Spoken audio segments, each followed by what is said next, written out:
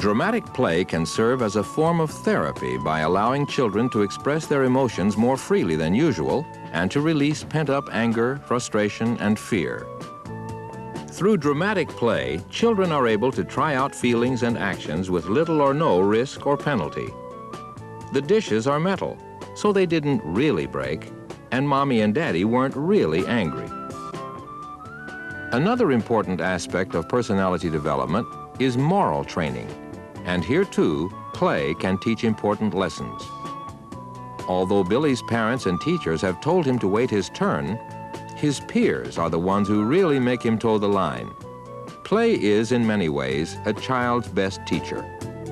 Because he is anxious to be accepted, he will learn to abide by the group's rules of behavior, the moral code. That code includes being fair and honest. Jane still has some distance to go in learning those lessons, as she can't resist peeking at her friends' cards. She also will have to improve her self-control and learn to be a good sport if she wants her friends to continue playing with her. So play is essential to a young person's physical, mental, and personality development. It is the rehearsal for everything to come.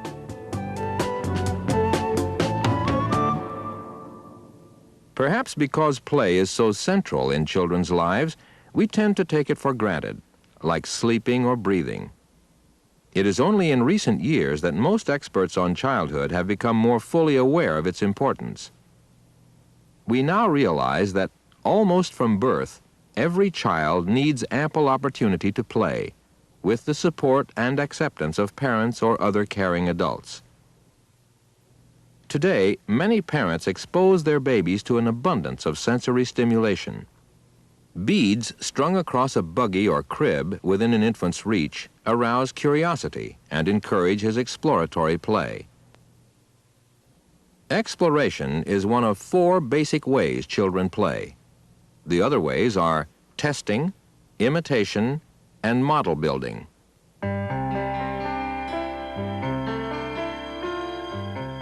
Exploratory play begins very early in life. Infants under 6 months old get pleasure from playing with their hands, fingers, and lips. By exploring his own body and his mother's, the baby will learn one of the first and most basic lessons of life, the distinction between self and others.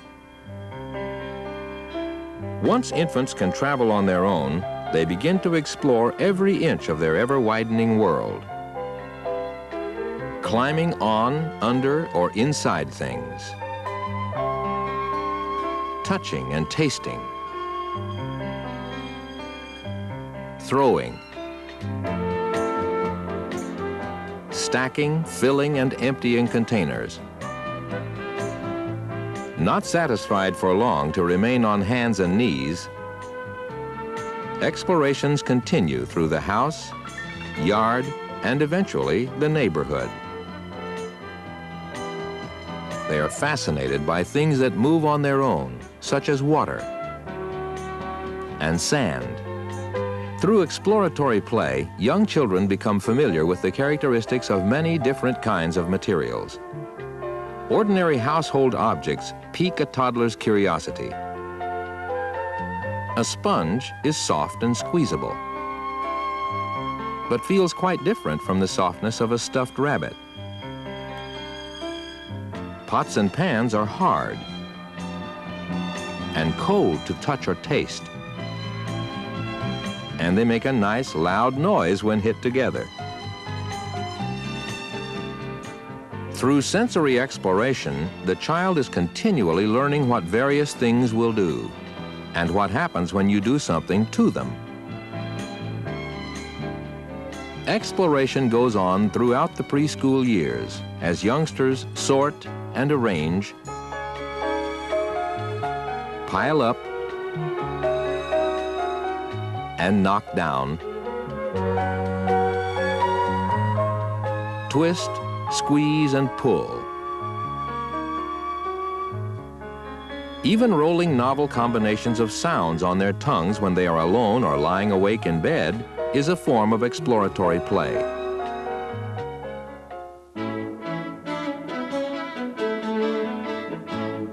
The second type of play, testing, goes hand in hand with exploration. In trying to find out about things around them, children also test their own abilities and sometimes their mother's patience.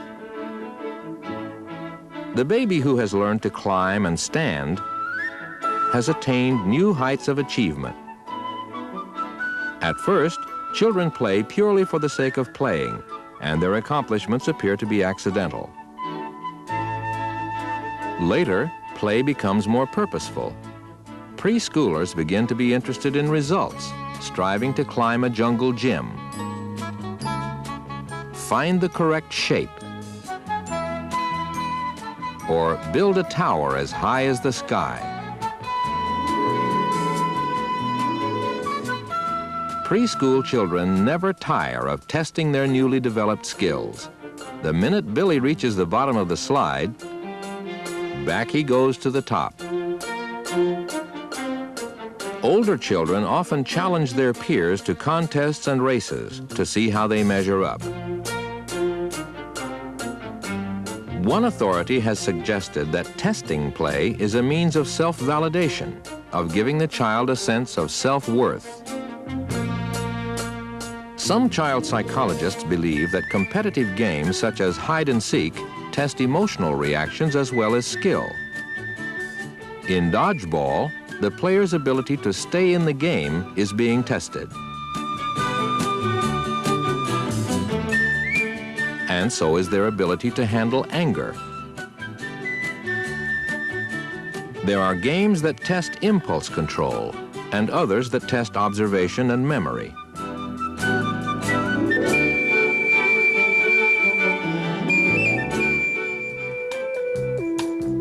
The third type of play, imitation, begins early in infancy, along with exploration and testing. Pat a cake, baker's man. Bake me a cake as fast as you can. Parents often encourage an infant's efforts to imitate them. Toddlers can imitate without any prompting. They frequently play let's pretend, imitating daily routines like washing, eating, sleeping, or talking on the telephone. Children of 2 and 3 years begin taking on entire roles. They enjoy imitating people they view as important and powerful. Both boys and girls are equally eager to be the mother, as they normally are more familiar with her role than with what their fathers do during the day. Most dramatic play centers around everyday activities such as telephoning. Hello, my baby is very, very sick. What's her fever? Very high, 500. It's very bad, you better give her aspirin. In the fourth type of play, model building, children go a step beyond imitation and create their own miniature replicas of the real world. Their models may include trains, houses, cars, bridges, and even whole cities. The only limits are their imaginations and experiences.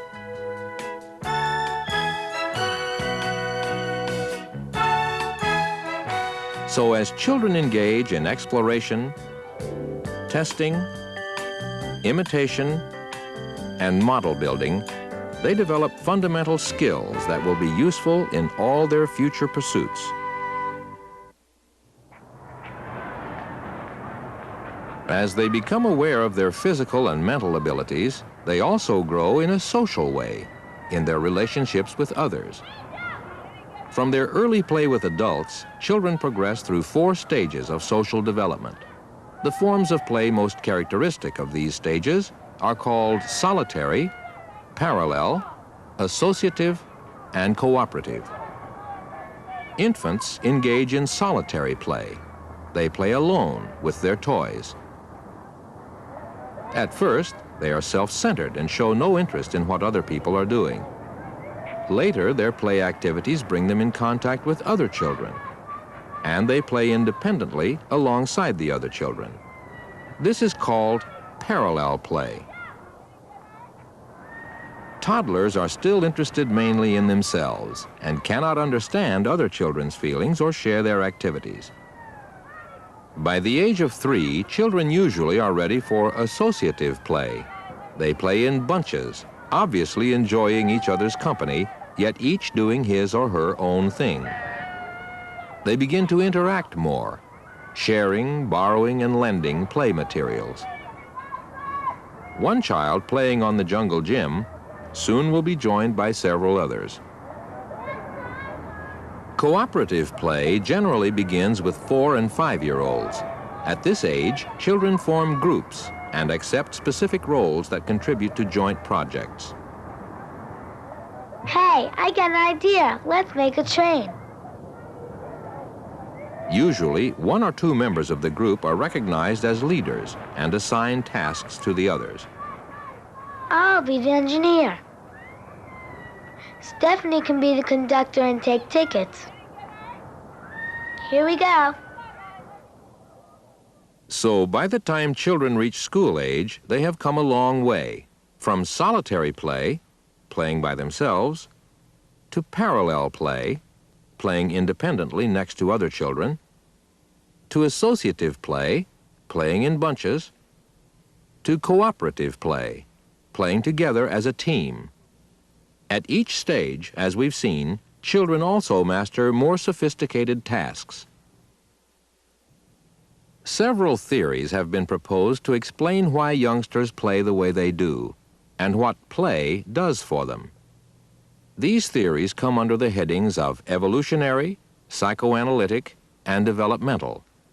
We have referred to some elements of each. Now let's look at them in more detail. The evolutionary point of view was inspired by Charles Darwin's ideas, which were becoming accepted in the late 19th century. Darwin believed that human beings, like other creatures, evolved from simpler forms of life through a process he called survival of the fittest. In order to survive, primitive people had to use most or all of their energy to get food, and children were needed to help. Nowadays, modern conveniences allow us to obtain the necessities of life more easily. So, one theory went, children have plenty of energy left over to run around and play. Another evolutionary theory was that children play in order to exercise survival skills they will need later on, when they grow up. It was Sigmund Freud, the founder of psychiatry, who first called attention to the role of play in a child's emotional and social development. According to Freud's psychoanalytic theory, children seek pleasurable rather than painful experiences, and they find those experiences in play. In their fantasies, they can be anyone and do anything they wish, without fear of punishment. As we have seen, play gives children a chance to try out a variety of adult roles: parents, teachers, doctors, police. Although play is removed from reality, Freud said, children can test reality through play by acting out conflicts and discovering pleasing solutions. Freud felt that play allowed children to release hidden impulses and feelings they normally would be afraid to reveal. Naughty baby. It's all right for Terry to treat her doll roughly, but not her baby brother. Finally, Freud saw that play enables children to practice and master important skills. This element of mastery was stressed by Erik Erikson, a follower of Freud, who suggested that experience in mastering situations helps children gain ego strength and confidence in their ability to cope with their environment. In recent years, some psychologists have begun to see a relationship between the way children play and their level of mental development.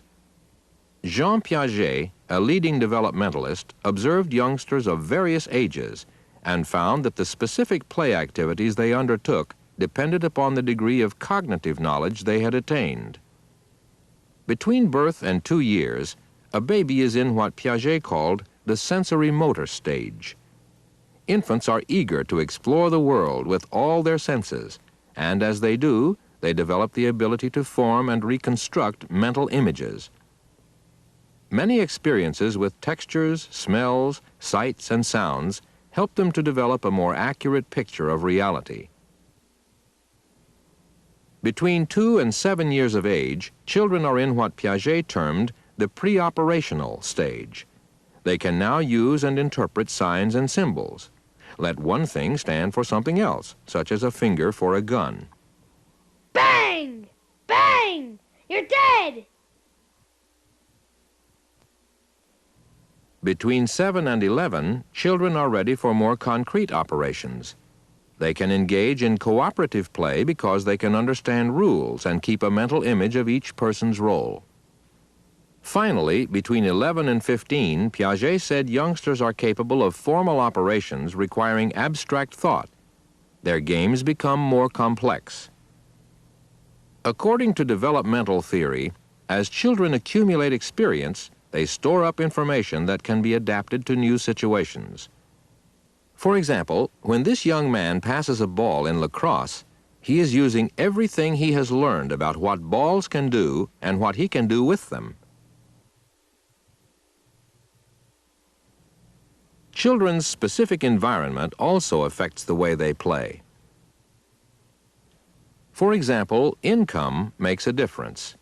Children from well-to-do families prefer activities that cost money, such as going skiing, while those whose families are less well-to-do choose activities that are free or inexpensive, such as playing ball in a street or public park or swimming at a public pool or beach. Social class has much to do with the books children read, the movies they see, the people they play with, and how or whether their free time is supervised. The family's financial condition can severely limit the amount of time and materials a child has for play. A child whose mother holds an outside job may be expected to do the housework, leaving little time or energy for play. The working mother is just one of several current trends in our society which have brought about changes in children's play. As you would expect, television has had a dramatic impact. According to one study, the average family watches television 6 hours every day. Many children spend more time in front of the television set than in school, and teachers have noticed that such children tend to become more nervous and passive and less creative. They miss out on active play and may not learn to initiate activities and relate to their peers. Television isn't the only reason young people spend much of their time alone these days. Another factor is that in today's smaller families, there are fewer siblings to play with. Finally, one study showed solitary play among older children is a result of the tremendous supply of elaborate commercialized toys and dolls, which leave nothing to the imagination. These manufactured lookalikes are rapidly replacing the satisfying, time-tested playthings that encourage constructive and creative play. We live in a throwaway culture with fast-changing preferences. When a little mommy gets tired of her doll, she can replace it with the newer model she saw on TV. Today's fad may be obsolete tomorrow. With advanced technology, many toys are cheaper to replace than to repair. Rather than spending all their time with synthetic playthings, children need to experience natural materials. Wood, clay, water, sand, and paint. Parents who take the time and trouble to provide a proper environment for wholesome play are likely to be rewarded with a happy, productive child. The basic ingredients are time and space for play. If a separate room is not available, part of the kitchen, living room, or basement can become a play area. Parents must be willing to devote some time to supervising their children's play. Parents also can encourage their children to spend time with playmates. Playing with companions teaches children to get along with others and respect their rights. Sue's parents have carefully chosen playthings appropriate to her age and ability. Their value is not measured by cost, In fact, some of a child's favorite toys may be made at home from recycled scraps. Children need a good balance of toys for active play, such as balls, wagons, tricycles, and climbing equipment. They need creative tools like crayons, paints, puzzles, and blocks, old clothes, cardboard boxes, and stuffed animals for imitative play, and games to play with friends. Some toys serve more than one purpose. These blocks can be used not only for building, but also can help develop cognitive skills such as balancing and matching. Because children's attention span is short, a variety of indoor and outdoor play is essential. Recognizing such developmental needs is the second way parents can contribute to children's play. Parents should be ready to suggest new activities when called upon. On the other hand, parents should not plan every minute of a child's day. Children, like adults, need some time alone. With praise and attention, children can be encouraged to develop their special interests and talents. But parents should avoid playing favorites or forcing their own inclinations on their children. The third way parents can foster meaningful play is to expose children to stimulating experiences. When Kathy's father reads to her, she picks up ideas she can build on when she plays. Taking children to places where they can observe nature, animals, and people may open up all sorts of possibilities for imaginative play. Understanding parents know that the hours a child spends playing are not just passing time. They realize that play can help children practice for adult roles, develop their muscles and senses, learn more about themselves and their environment, get along with others, take pride in mastering skills, develop imagination, and just plain enjoy life.